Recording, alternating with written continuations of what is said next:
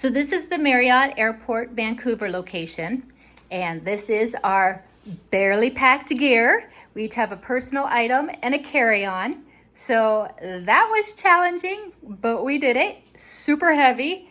The room does have a sofa bed, and they do have, which is my favorite, they have an espresso maker with all the coffees. I am highly caffeinated today. They did have complimentary water. Hey, that's my new flat iron that I had to buy today. They have your closet area, and they also have, if you open this up, it has a closet with an iron. You have your sliding doors here, so if you do have kids or if you're traveling with somebody else and you want privacy, you can't shut it.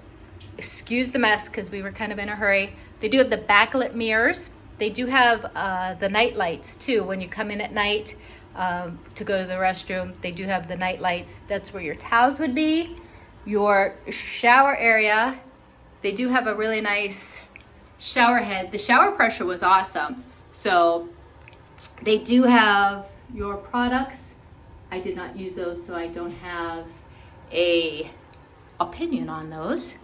And then you have your bedroom. It is dark. The lighting in this is not, it's kind of like every other hotel. The lighting's kind of poor.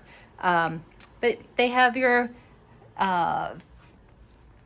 outlets on the side tables with your clock and your phone, king size bed, TV, outlets, plenty of outlets.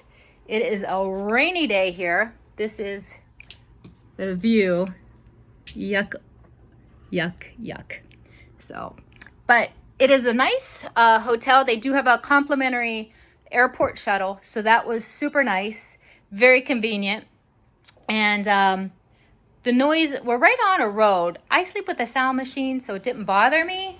I don't know how loud the noise was, so I can't really comment on that. But if you are looking for a cruise hotel before your cruise, this was nice. So we will see how getting to the port is.